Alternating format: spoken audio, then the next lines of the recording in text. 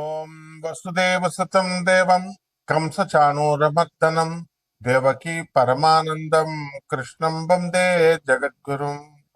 ఓం శ్రీ రాధాకృష్ణాభ్యాం నమః. కృష్ణం వందే జగద్గురుం, అర్జునం వందే జగదేక వీరం. ప్రతి మనిషి కూడా అప్పుల్లో ఉన్నానండి, మరి ఈ అప్పుల బాధ నుంచి నేను ఏ విధంగా బయటపడాలండి అని ప్రయత్నిస్తూ ఉంటారు.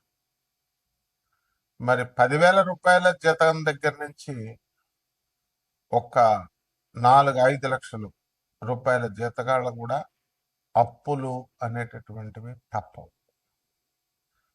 దీనికి కారణం కుజుడు. ఆ కుజగ్రహము మనకి మీనరాశిలో 2 ఏప్రిల్ 2026 సంవత్సరం నుంచి ప్రవేశం జరుగుతోంది.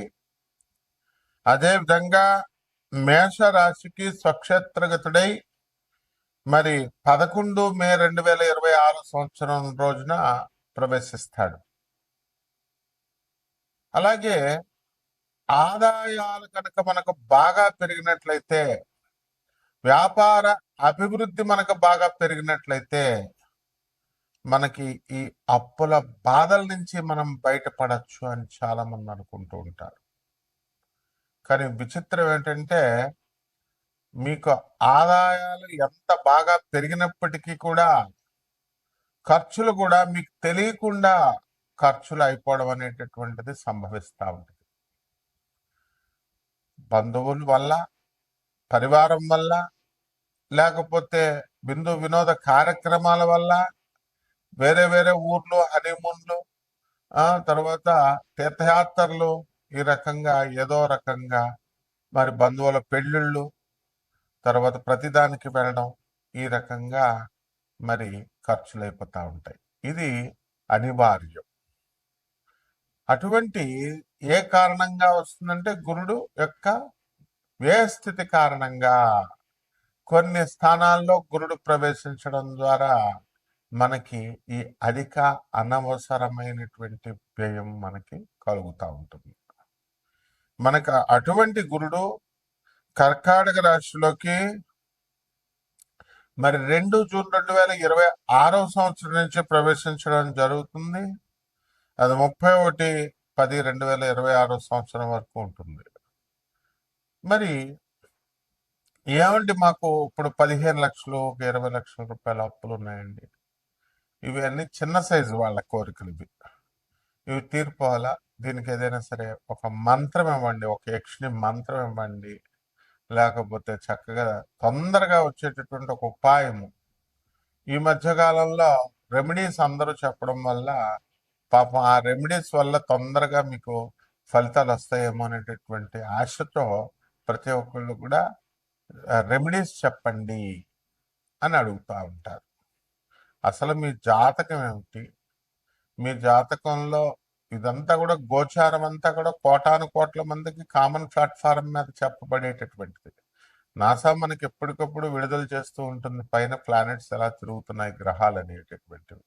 దాని లైవ్ రిపోర్ట్స్ చూసి మనం మీ యొక్క వ్యక్తిగత జాతకాలను మనం చూసి చెప్పినప్పుడు మనకు అర్థమవుతా ఉంటుంది ఎప్పుడు అప్పులు తీరతాయి, ఎప్పుడు ఏంటి అన్నది.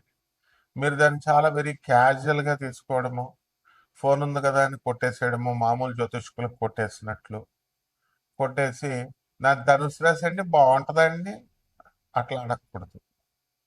అలాగే నా అప్పులు తీరిపోతాయండి, నాకు ఈ యొక్క రెమెడీస్ చెప్పేసేయండి, నాది గురుడు 4వ ఇంట్లో ఉన్నాడండి, మీన రాశి అండి, ఇట్లా అస్సలు అడగకూడదు. అందువల్ల ఎందువల్ల ఇలా అయిపోయింది అని అంటే, యూట్యూబ్లో మీకు ఎక్కువ మంది మీకు శాస్త్రం తెలియనటువంటి వాళ్ళు, గురు పరంపర లేనటువంటి వాళ్ళందరూ కూడా ఇష్టం వచ్చినట్టుగా ఈ ఛానల్స్ అన్ని కూడా వాళ్ళు ప్రోత్సహించడం వలన కంటెంట్ కావాలి కాబట్టి ఛానల్స్ ప్రోత్సహిస్తాయి. ఇక ఈ డమ్మిగాళ్ళందరూ వచ్చి చెప్పడం వల్ల ఏమైపోయిందంటే జ్యోతిష శాస్త్రం మొత్తం భ్రష్టు పట్టిపోయింది. మీరు కూడా వాళ్ళ ప్రత్యేకత ఉండాలని గురుడు 4వ ఇంట్లో 6వ ఇంట్లో శని ఇలా చెప్తుంటే మీరు కూడా అలా తయారయ్యారు. కాబట్టి పోనీ ఇన్ని సంవత్సరాల నుంచి వింటున్నారు, మీ అప్పులు తీరినయ్యా? ఇన్ని సంవత్సరాల నుంచి ఉంటున్నారు, మీ అక్రమ సంబంధాలు అలాంటివి ఏమన్నా మానుకున్నారా? ప్రవచనాలు వింటున్నారు, ఎంతో మంది ప్రవచనకారులు, చాగంటి గారు వీళ్ళందరూ కూడా ఎన్నో సంవత్సరాల నుంచి చెప్తున్నారు. ఒక్కొక్కరు గోశాలు పెట్టుకున్నారు, దేవాలయాలు పెట్టుకున్నారు. వాళ్ళకి అబ్బాయి గురువుగారులు అండి డొనేషన్లు ఇవ్వాలండి, ఇస్కాన్ వాళ్ళండి, వాళ్ళు ప్రతి తిథికి కూడా నరసింహస్వామి బర్త్డే ఈరోజు డబ్బులు వేసేయండి, అన్నదానం చేస్తాం, ఈ రకంగా తయారైపోయినాయి మొత్తం అన్ని సంస్థలు కూడా.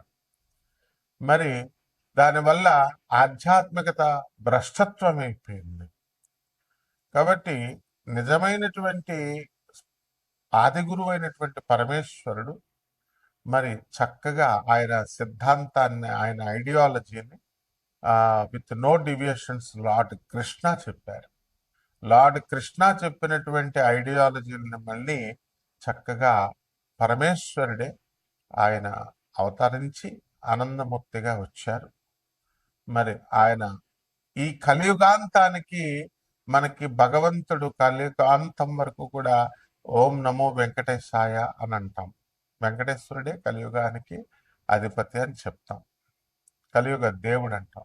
అలా కలియుగం తర్వాత నెక్స్ట్ ట్రాన్సిషన్ జరుగుతుంది. నెక్స్ట్ యుగానికి, సత్యయుగానికి వెళ్తారు. అప్పుడు మిమ్మల్ని రక్షించేది ఒకే ఒక్క మంత్రం, బాబానామం కేవలం. బం బం బాబా అంటూ శివుడికి చెప్తాం కదా, బాబానామం కేవలం చెప్పబడింది కలియుగ భవిష్యత్తు పురాణంలో. మరి కల్కి అవతారం మనకి చక్కగా శంభాల గ్రామంలో పుడతాడని చెప్పారు. ఆ శంభాల గ్రామమే దానికి గుర్తిచ్చారు, first landscape on the earth అని. అదే గూగుల్ చేసి చూడండి, సింగ్ భూమి, అదే జార్ఖండ్లో ఉంది, బీహార్లో, జార్ఖండ్లో. మరి అది ఆనందనగర్ దాని పేరు. మరి అక్కడ తపస్సు చేసినటువంటి వాళ్ళు, మరి అక్కడ ఎప్పుడు కూడా ధర్మ మహా సమ్మేళనాలు జరుగుతూ ఉంటాయి. దానికి ఆ యొక్క మంత్ర జపము, చాంటింగ్ జరుగుతూ ఉంటుంది, బాబానామం కేవలం కీర్తన జరుగుతూ ఉంటుంది. ఇవన్నీ కూడా మీరు తెలుసుకోవాలి సీరియస్గా. ఎందుకంటే లార్డ్ కృష్ణ మధురలో పుట్టాడు, దట్స్ ఆల్. గోకులంలో పెరిగాడు. రాముడు అయోధ్యలో పుట్టాడు, అయోధ్యలో పెరిగాడు, అంతే. దానికి రామాయణం మైథాలజీ ఇది కల్పితము, కావ్యము, ఊహాజనితము. శంభాల గ్రామము హిమాలయ పర్వతాల అవతల ఉంటుంది, అది ఎవరు వెళ్ళలేరు, ఊహకు అందదు. ఇలాంటి పిచ్చి పిచ్చి ప్రేలాపనలు చెప్పకూడదు. మీకు తెలియనప్పుడు నోరు మూసుకొని ఉండాలి, ప్రవచనకారులైనా స్వామీజీలైనా. అది తెలియనప్పుడు గూగుల్ జియోలాజికల్ ఎవిడెన్సెస్ ఉన్నాయని చెప్తోంది. ఎన్జిఆర్ఐ ఇచ్చింది certification, geological survey of India. గూగుల్లో చూడండి సింగ్ భూమి అని. Then how dare you are saying that Shambhala అనేటటువంటిది అక్కడెక్కడో హిమాలయ పర్వతాల అవతల ఉంటుందని చెప్తారు. అది ఊహాజనితం అని చెప్తారు. కలియుగ భవిష్యత్తులో పురాణాలన్నీ ఊహాజనితాల, బ్రాహ్మణులు రాశారంటారు ఒకడు, వేదాలన్నీ కూడా 4 శ్లోకాలు చెప్పేసి ఇవన్నీ కూడా ఆవిర్భవించేసి శివుని యొక్క గంట ఢమరక నాదం నుంచి వచ్చినాయి అని చెప్పేటటువంటి వాళ్ళంతా ఎందుకు? రాముడు కల్పితం, రామాయణం కల్పితం అన్నప్పుడు ఎందుకు నోరెత్తట్లేదు? సో మీ జీవితాలు బాగోవాలంటే ఇలాంటివన్నీ, ఇలాంటి అశాస్త్రీయమైనటువంటి, అవైదికమైనటువంటి ప్రవచనాలు చెప్పేటటువంటి వాళ్ళ ప్రవచనాలు విన్నా నాశనం అయిపోతారు. కాబట్టి ఇక్కడ మనకి స్వామి వివేకానందుల వారు చెప్పారు, రామకృష్ణ పరమహంస చెప్పాడు, తర్వాత మన ప్రభాత్ రంజన్ సర్కార్, ఆనందమూర్తి గారు, తర్వాత పరమహంస యోగానందుల వారు, రమణ మహర్షి, జగద్గురు ఆదిశంకరాచార్యులు వారు, రామానుజాచార్యులు వారు, వీళ్ళ ప్రవచనాలు వినండి. ఇప్పుడున్న వాళ్ళు ఎవరిష్టం వచ్చినట్టు వాళ్ళు చెప్పే ప్రవచనాలు ఎందుకు వింటారు? మీరంతా ఏం మార్చారు? మీ జీవితాలను ఏం మార్చారు వాళ్ళు? ఏం మార్చగలరు వాళ్ళు? ఇంకా ఎదురు మీకు కాశీలో మడి భోజనాలు పెడతాం, కింద హాలు కడుతున్నాం, డబ్బులు ఇవ్వండి, పైన కింద ప్రవచనాలు చెప్పిస్తాం. ఇంకా ప్రవచనాలు చెప్పేవాళ్ళు లేరా? అశాస్త్రమైన ప్రవచనాలు చెప్పిస్తావా? సో పైన మనము ప్రవచనాలు చెప్పేటప్పుడు పైన మనం ఏం చేస్తాము, మళ్ళీ ఈ యొక్క హాల్ కడుతున్నాము, మడి భోజనాలు పెడతాము, కింద ప్రవచనాలు కట్టిస్తాము, ఇట్లా చెప్తున్నారు. సో ఇవన్నీ కాకుండా మీ అప్పుల మార్గాలు తీరాలన్నా, ఈ యొక్క ఆ, ఆ, ఆదాయాలు పెరగాలన్నా డైరెక్ట్గా శివుడి యొక్క ఐడియాలజీని మీరు ఫాలో అయినప్పుడు, కృష్ణుడి యొక్క ఐడియాలజీని మీరు ఫాలో అయినప్పుడు మాత్రమే వస్తుంది. దానికోసం మీ పర్సనల్ జాతకము ఆ, చెబుతుంది. అండ్ దాని నుంచి రెమెడీస్ అనేటటువంటి కరెక్ట్ రెమెడీస్, ఇలాంటి పిచ్చి పిచ్చి వాళ్ళు చెప్పేటటువంటి చెట్టు పుట్ట మా దగ్గర హోమాలు చేయండి, 5 లక్షలు ఇవ్వండి, 25 లక్షలు ఇవ్వండి, all this nonsense remedies అన్ని కూడా మీకు ఏం హెల్ప్ చేయవు. So what are the correct remedies అనేటటువంటివి తెలుసుకోండి. ఒక్కొక్క ఆ, రాశి వారికి, ద్వాదశ రాశుల వారికి ఈ యొక్క గ్రహ సంచారం వలన ఏ విధంగా ఫలితాలు ఇస్తాయో చూద్దాం. కన్యా రాశి, ఈ కన్యా రాశి వారికి అందరికీ కూడా మనకి లాభములో ఉన్నటువంటి ఈ యొక్క గురుగ్రహ ప్రభావం వలన 2 జూన్ 2026 సంవత్సరం నుంచి తిరుగు లేకుండా ఎదుగుతారు. అయితే ఈ కన్యా రాశి వారికి అందరికీ కూడా మనకి శుక్రుడు కర్కాటక రాశిలో 8 జూన్ 2026 సంవత్సరం నుంచి మారడం జరుగుతుంది. ప్రస్తుతం శుక్రుడు వృషభ రాశిలో ఉండి 19 ఏప్రిల్ 2026 సంవత్సరంలో వృషభ రాశి ప్రవేశం చేస్తున్నాడు. కాబట్టి ఈ కన్యా రాశి వారికి అందరికీ కూడా భాగ్యంలో ఉన్నటువంటి శుక్రగ్రహ ప్రభావం వల్ల మీ భార్య తరపు బంధువుల నుంచి మీకు సహాయ సహకారాలు అందుతాయి. భార్యతో ఉన్నటువంటి మిస్అండర్స్టాండింగ్స్ అన్నీ కూడా పోవడానికి అవకాశాలు అధికంగా ఉన్నాయి. గతంలో మీరందరూ కూడా కోర్టు కేసుల్లో ఇరుక్కోవడము ఇలాంటివన్నీ కూడా ఉన్నాయి. భార్యాభర్తలు ఇద్దరు కూడా ఒకే ఊర్లో ఉంటూ వేరే వేరే ఇళ్లల్లో ఉండడం, ఒకే ఇంట్లో ఉంటూ వేరే వేరే గదుల్లో ఉండడం, వేరే వేరే ఒకే ఇంట్లో ఉన్నా సరే వేరే వేరే వంటలు చేసుకోవడం, ఇలాంటివన్నీ కూడా కాలక్రమేణా నెమ్మదంగా తగ్గిపోయినాయి. అయితే డైవర్సన్ లాగా వెళ్ళిపోలేదు ఈ యొక్క కన్యా రాశి వాళ్ళు. అయితే ఆ, గొడవలు అనేటటువంటివి మాత్రం ఉన్నాయి. అలాంటివన్నీ కూడా పరిష్కారం అవుతాయి. మరి ఈ యొక్క జూన్ నెల దాటిన తర్వాత 2026 సంవత్సరం 2 జూన్ నుంచి. అలాగే ఇనప వ్యాపారాలు, బంగారం షాపులు, ఫ్యాన్సీ స్టోర్స్, ఆ తర్వాత గార్మెంట్స్, ఇలాంటి బిజినెస్లు చేస్తున్నటువంటి వాళ్ళందరూ కూడా మనకి మీకు బాగా కలిసి వస్తుంది.